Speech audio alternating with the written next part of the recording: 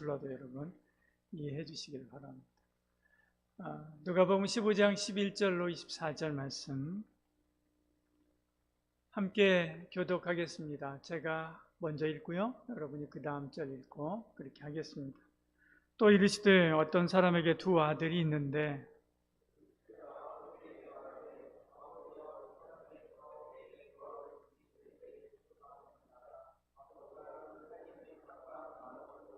그 후 며칠이 안 되어 둘째 아들이 재물을 다 모아가지고 먼 나라에 가 거기서 허랑방탕하여 그 재산을 낭비하더니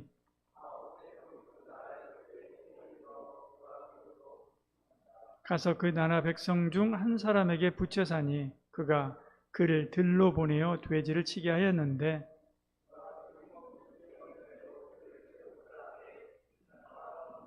이에 스스로 돌이켜 이르되 내 아버지에게는 양식이 풍족한 품꾼이 얼마나 많은가 나는 여기서 주려 죽는구나.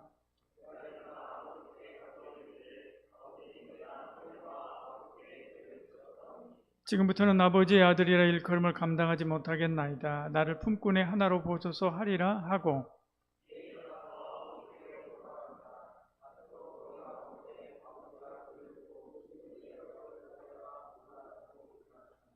아들이 이르되 아버지 내가 하늘과 아버지께 죄를 지었사오니 지금부터는 아버지의 아들이라 일컬음을 감당하지 못하겠나이다 하나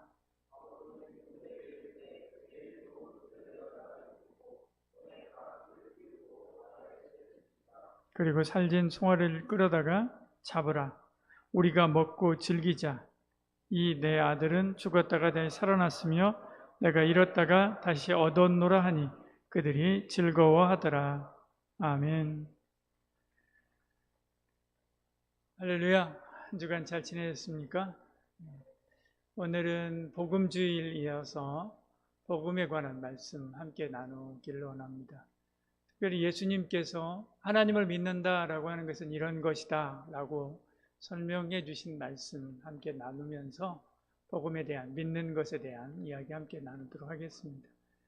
어제 우리 장학회하고 통화를 했는데 장학회에서 광고 이제 더 하지 않아도 되지 않냐 했더니 이번 주까지 광고해 주세요 그렇게 이야기를 하더라고요. 여러분 장학회 광고합니다. 여러분 장학생 신청 혹은 추천 그렇게 해주시고요. 또 그 장학 회원으로도 여러분 많이 함께 동역해 주시면 감사하겠습니다. 오늘 우리가 읽은 이 말씀은 아버지로부터 시작합니다. 어느 날 둘째 아들이 찾아와서 자기가 받을 상속분을 미리 증여해 달라고 아버지께 이야기하는 것이죠. 당시 유대 사회에서 미리 상속하는, 미리 증여하는, 이제 사후에 받는 것을 상속이라고 하고, 이제 돌아가시기 전에 받는 것을 증여라고 하는데요.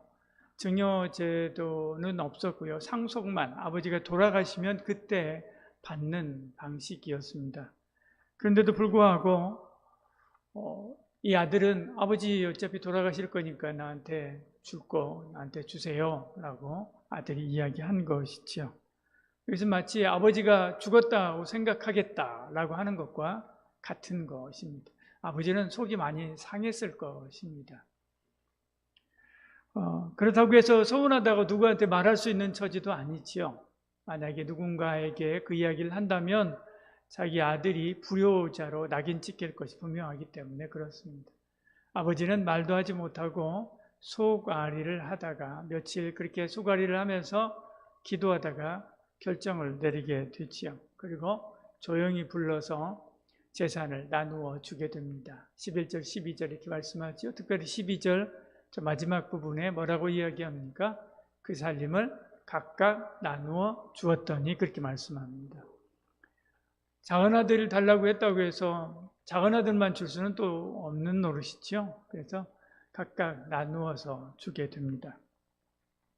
당시 유대법은 재산을 미리 혹 증여받는다 할지라도 그 증여받은 그 재산을 처분하거나 혹은 사용할 때 혹은 사용해서 이익을 얻게 될 때 부모님의 허락을 받아야 되었고요. 그리고 부모님께 얻은 이익을 부모님께 가져다 드려야 됐습니다.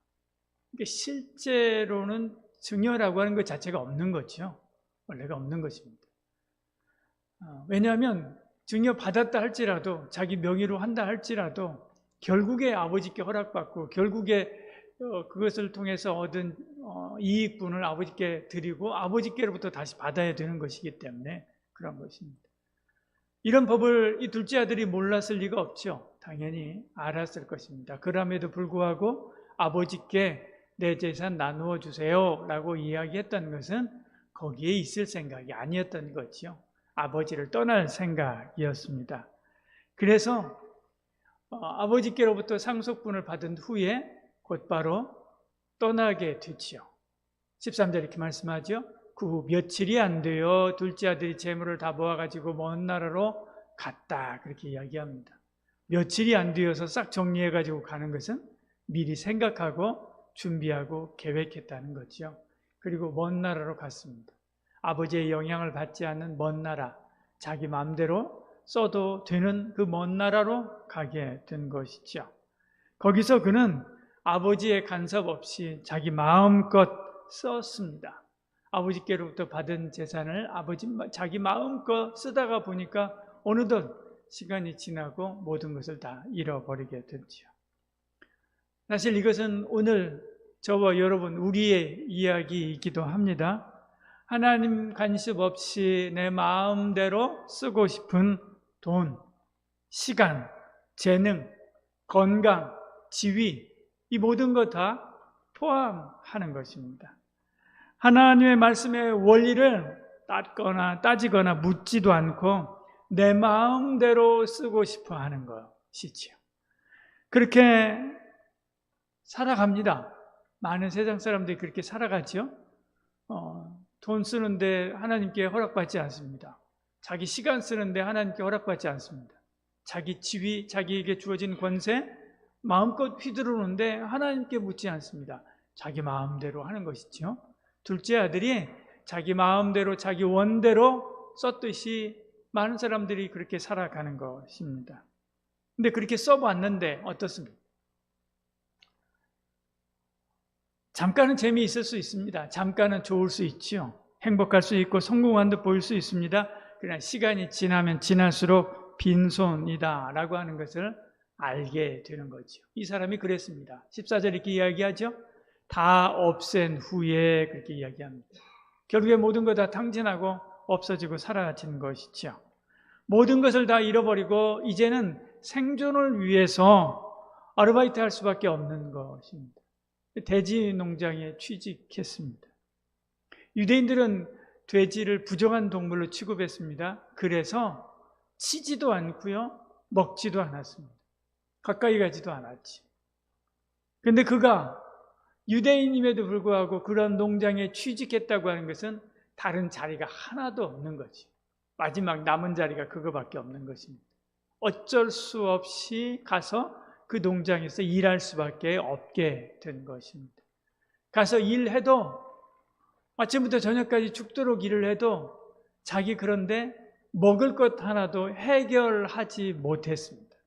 그래서 결국 돼지가 먹는 쥐염 열매, 돼지의 음식하고 음식 가지고 싸웠지요. 15절, 16절 그렇게 이야기하죠. 돼지 16절에 돼지 먹는 쥐염 열매로 배를 채우고자 하되 주는 자가 없느니라 그렇게 말씀합니다. 이것이 아버지를 떠난 사람, 아버지를 떠난 인생의 비참함이지요.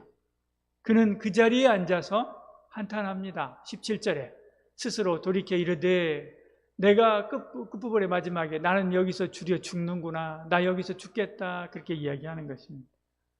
이것이 하나님을 떠난 사람이 하는 한탄입니다. 물론 여러분 중에 그렇게 이야기할 수 있는 사람이 있을 것입니다. 아니요, 난 하나님 없이도 잘 살았는데요. 내 친구들 하나님 없이도 잘 살던데요. 하나님 없이도 승승장구하고 하나님 없이도 행복하고 하나님 없이도 기쁘게 살고 하나님 없이도 고민 없이 살고 하나님 없이도 잘 만들던데요. 그렇게 이야기할 수 있습니다. 물론 그런 사람들 많이 있지요. 우리 주변에도 많이 있습니다. 그러나 아직은 아버지께로부터 받은 시간, 재능, 건강, 이것이 아직 남아있기 때문에 그런 것입니다. 아직 다 쓰지 않았기 때문에 그런 것이지. 곧 탕진하는 날이 옵니다. 사람마다 받은 건강이 다릅니다. 하나님께로부터 받은 건강이 다릅니다. 은사가 다르고요, 복이 다릅니다. 사람은 평등하게 태어나지 않습니다. 각각 다르게 다른 목적을 가지고 태어나는데 거기에 합당한 재물과 합당한 건강과 합당한 재능을 부어주셔서 그 일들을 감당하도록 그렇게 하는 것이죠. 그래서 평등하지 않습니다. 그래서 어떤 사람은 100살을 살고요, 어떤 사람은 50살을 삽니다. 어느 분은 그렇게 건강관리를 그렇게 잘하는데도 때가 되면 가지요. 어느 분은 골골골 하는데도 불구하고 90수, 100수 합니다. 제가 알고 있었던 어느 권사님은 공주에 사시던 권사님이신데 그 권사님은 20대 때 허리에 고창병이 들었습니다. 그래서 허리에서 고름을 빼면서 그리고 사셨습니다. 그 가문에서 가장 연약하신 분이었습니다. 시집가서 그런데도 불구하고 병원에도 가지 못하고 그렇게 해서 살았습니다. 그런데 60이 되었을 때, 70이 되었을 때 그 권사님이 그 이야기 하시더라고요. 우리 집안에 다들 일찍 돌아가셔가지고 다 갔는데 시집이든 본적이든 다 돌아가셨는데 자기만 살아있다고. 그런데도요 80이 넘으실 때까지 사셨습니다. 제가 장례식에 했습니다. 여러분, 하나님께서 주신 시간이 있더라고요. 그 분량의 시간들이 있습니다. 그렇다고 해서 건강관리 하지 말라는 것은 아니고요. 관리해서 건강하게 살아야 되죠. 그러나 하나님께서 각각에게 나누어 주신 기본 시간이 있고요, 기본 건강이 있고요, 기본 재능이 있고요, 기본 재물이 있습니다. 각자가 받은 분기시지요. 그래서 사람들은 뭐라고 이야기합니까? 복이라고 이야기합니다. 세상 사람들도 복이라고 이야기하고요, 우리도 복이라고 이야기하지. 하나님께서 각각에게 나누어진 복이 있는 것이죠. 이것은 시간뿐만 아니라 돈도 재능도 건강도 다 마찬가지입니다. 살다 보면 그것을 다 탕진하는 날이 온다는 거죠. 탕진한다라고 하는 것은 흥청망청 쓴다라고 하는 것보다는 하나님을 생각하지 않고 내 마음대로 쓴다라고 하는 것입니다. 시간을 주신 하나님과 상관없이 살고, 재능을 주신 하나님을 기쁘게 하지 않고, 재물을 주신 하나님을 생각하지 않고 내 마음대로 쓰면서 살아가는 모든 것, 이것이 바로 둘째 아들의 인생인 것이죠. 이렇게 다 탕진하는 날, 우리는 돼지우리가 아니라 시간을 다 탕진하는 날 우리는 어디로 갑니까? 돼지우리가 아니라 지옥에 가는 거예요. 예수 믿지 않는 자는 지옥에 가는 것입니다.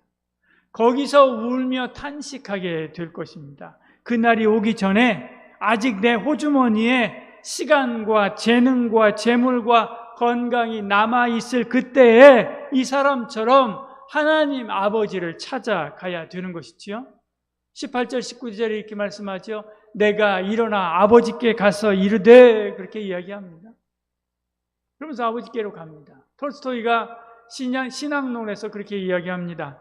내 나이 55년 동안 살았는데 최소 15년의 소년기를 제외하고는 나는 안식을 누리지 못하고 살았다. 그렇게 이야기합니다. 내가 18세 되던 해에 친구가 나한테 찾아와서 신이 우리를 만든 것이 아니라 사람이 신을 만든 것이다 라고 하는 말에 설득되어서, 그래서 나는 어릴 적부터 믿었던 그 신앙을 떠났다. 그렇게 이야기합니다. 나는 종교를 포기하는 것이, 신앙을 포기하는 것이 자유를 얻는 것이다. 그렇게 생각했다라고 이야기합니다. 나는 종교의 속박으로부터 그래서 벗어났다. 그렇게 이야기합니다. 그러나 내 나이 이제 55세가 되었을 때 내가 스스로 버린 어머니 같은 신앙의 품으로 돌아왔다. 나는 단순히 종교로 돌아온 것이 아니라 나의 구주이신 그리스도께로 돌아왔다. 그렇게 이야기합니다. 나는 그 안에서 처음으로 다시 안식과 평안을 누리게 되었다. 그렇게 이야기합니다. 18세에 이 사람이 아버지를 떠난 탕자였습니다. 그의 삶은 황폐했고 공허했죠. 55세가 되었을 때 이 사람이 아버지께로 돌아온 탕자가 되었습니다. 그의 삶은 회복되었고 주 안에서 평안을 누리게 된 것을 봅니다. 여러분의 인생은 어느 시점에 있습니까? 여러분 55세가 넘은 시점에 톨스토이와 같이 주 안에서 하나님의 품 안에서 평안을 누리는 저와 여러분 되기를 소원합니다. 그러면 어떻게 아버지께로 돌아갈 수 있는가? 어떻게 돌아가는가?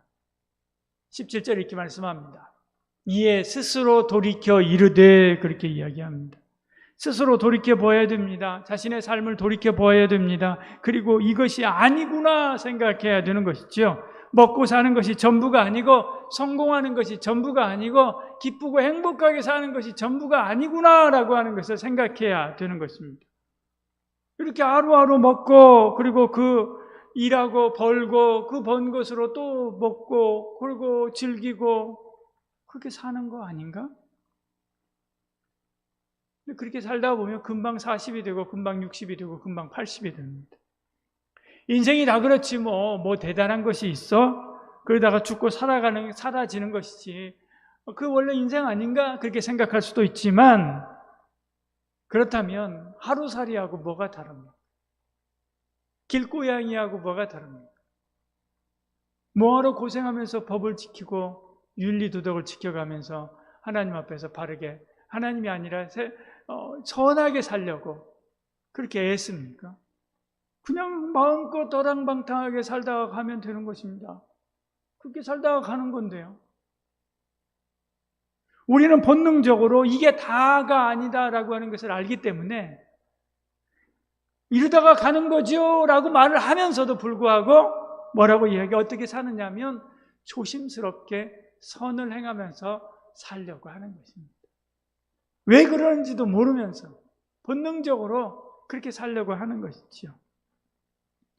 본능적으로 이게 다가 아니다라고 하는 것을 알기 때문에 그런 것입니다. 그러나 이제는 깨달아야만 합니다. 우리가 사는 이 세상이 전부가 아니다라고 하는 것을 알아야만 하지요. 어머니 뱃속의 삶이 전부가 아니라 어머니 뱃속에서 나와서 우리가 살고 있는 이 공간의 이 세계로 가듯이 우리가 살고 있는 이 공간 여기가 전부다가 아니라 이 너머에 또 다른 세계가 있다라고 하는 것을 알아야만 하는 것이지요.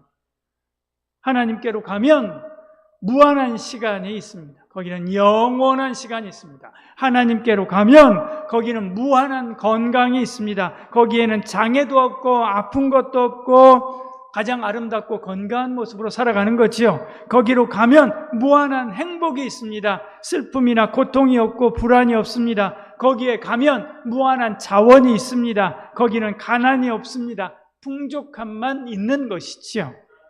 그 하나님께 나아가려면 일어나야 되는 거죠. 내가 일어나 아버지께로 가겠다라고 이야기합니다. 일어나는 것, 행동해야 되는 것입니다.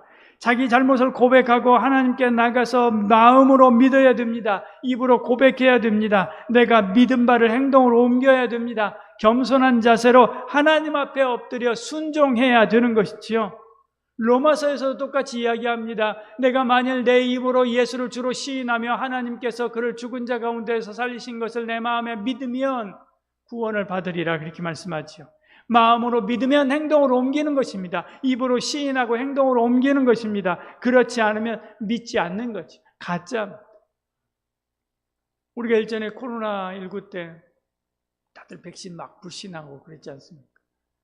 사람들이 불신하니까 이거 괜찮은 거야 라고 하면서 각국의 수장들이 먼저 백신을 맞는 것들을 보여줬지 않습니까? 이거 안전한 거야 라고 하면서 행동으로 먼저 보여준 거지. 이처럼 정말 그렇다고 믿는다면 행동으로 옮기라는 것입니다. 정말 믿는다면 그렇게 사는 것입니다. 정말 우리 인생이 허무하다고 하는 것을 안다면 나를 지으신 하나님께로 돌아와야 되는 것이 당연한 것이지요. 보십시오. 이 사람이 일어나 아버지께로 돌아가지 않습니다. 일어나서 아버지께로 돌아가니라 그렇게 말씀합니다. 근데 아버지 반응이 어떻습니까? 멀리 떨어져 있는데도 금방 알아봅니다. 항상 그를 그리워하면서 돌아오기를 기다렸기 때문에 그런 거지. 달려가 입을 맞춥니다. 온갖 돼지똥 냄새로 가득할 것인데, 그런데 불구하고 가서 덥석 안았습니다. 아들은 잘못했다고 고백하지요. 그리고 이제 품꾼처럼 일하겠다라고 이야기합니다. 21절에 이렇게 말씀하지요. 아버지는 그 말 대답도 하지 않습니다. 바로 제일 좋은 옷 가져와라 라고 이야기하지요. 가락지를 끼워서 예전 상속자의 지위를 다시 회복시킵니다. 종들에게 좋은 옷을 내어다가 입히고 손에 가락지를 끼우고 발에 신을 신기고 이야기합니다. 동네 사람 부끄럽다고 하지 않고 동네 사람을 다 불러 모아서 내 아들이 왔으니까 우리 잔치하면서 기쁘고 즐겁게 우리 살자 그렇게 이야기합니다. 예전에 나왔던 영화 공공의 적이라고 하는 영화에서요. 악당이 보험금 타려고 자기 부모 보험 들어놓고 살해하잖아요. 죽여요. 근데 어머니가 죽어가면서 이렇게 막 죽이려고 하다가 자기 손톱을 떨어뜨립니다. 깨집니다. 그리고 도망가죠. 어머니가 그 아들의 흔적을 지우려고 저 죽어가면서 손톱을 집어서 삼킵니다. 자기를 죽인 아들을 살리려고. 이게 부모 사랑이죠. 우리도 그 부모의 은혜로 사는 것입니다. 여러분 부모님한테 잘하시길 바랍니다. 이것이 하나님의 사랑입니다. 우리도 그 하나님의 은혜로 사는 것이지. 요한복음 3장 16절 말씀하지 않습니까? 같이 읽어볼까요? 하나님이 세상을 이처럼 사랑하사 독생자를 주셨으니 이는 저를 믿는 자마다 멸망치 않고 영생을 얻게 하려 함이라. 우리를 회복시키기 위해서 독생자를 주셨습니다. 십자가에 내주셨습니다. 십자가에서 살찢고 피 흘려서 죽음으로 우리를 살렸습니다. 어머니가 죽어가면서 아들의 죄를 삼켰듯이 하나님이 십자가로 죽어가면서 우리의 죄를 삼킨 것이지. 그래서 죄 없다 인정하시고 우리를 용서하시는 것입니다. 이것이 은혜지요. 이것이 하나님의 사랑입니다. 그 예수를 믿는 사람, 그 사람을 하나님의 자녀로 다시 복귀시키는 것이지요. 영접하는 자, 그 이름을 믿는 자에게는 하나님의 자녀가 되는 권세를 더해 주셨다 이렇게 말씀합니다. 그리고 온갖 좋은 것을 주십니다. 필요한 모든 것으로 채워주시지요. 7장 11절에 말씀하지 않습니까? 아버지께 구하는 자에게 좋은 것을 주시지 않겠느냐? 말씀하지 않습니까? 그러므로 그 아버지께 돌아가야만 합니다. 이 아들이 아버지의 은혜를 얻기 위해서 아버지의 집으로 돌아갔듯이 우리도 하나님의 은혜를 얻기 위해서 하나님께로 돌아가야만 하는 것입니다. 어떻게 돌아갑니까? 어느 길로 돌아갑니까? 바로 이 길로 돌아가는 것이지요. 예수께서 이르시되 내가 곧 길이요 진리요 생명이니. 예수님이 길입니다.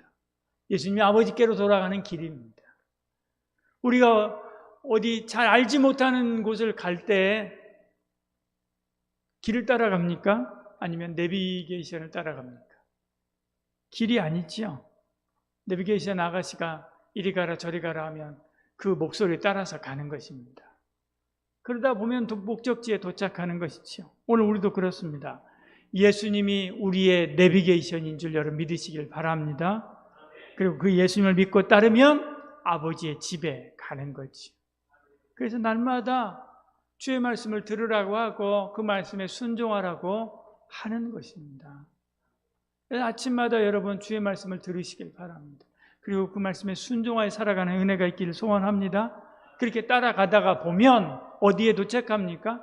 아버지의 집에 도착하지요. 그 아버지 집이 다른 데가 아니라 천국이지요. 우리 모두 예수 그리스도를 구주로 믿고 하나님의 자녀가 되는 그런 삶을 살아가는 은혜가 있기를 축복합니다. 이미 그 예수님을 믿었다면 그분을 위해서 살아가야 되는 것이지요. 날 위하여 살찌고 피 흘리신 주님을 위해서 살아가야 됩니다. 그분을 높이고 찬양하며 살아가야만 하는 것이지요. 그것이 은혜를 알고 감사를 아는 사람이지요. 그게 사람입니다. 여러분 그렇게 살고 있습니까? 그렇게 사는 은혜가 있기를 축복합니다. 이 시간 우리 잠시 기도하겠습니다. 먼저 주여 내게 구원의 즐거움을 회복시켜 주시옵소서. 다시 십자가 붙잡게 하여 주시옵소서. 두 번째 기도할 것은 여러분 주변에 있는 사랑하는 이들, 예수 믿지 않는 사랑하는 이들을 생각하면서 그들이 예수님을 알고 믿게 하여 주시옵소서. 우리 잠시 함께 합심해서 기도하겠습니다. 기도합니다.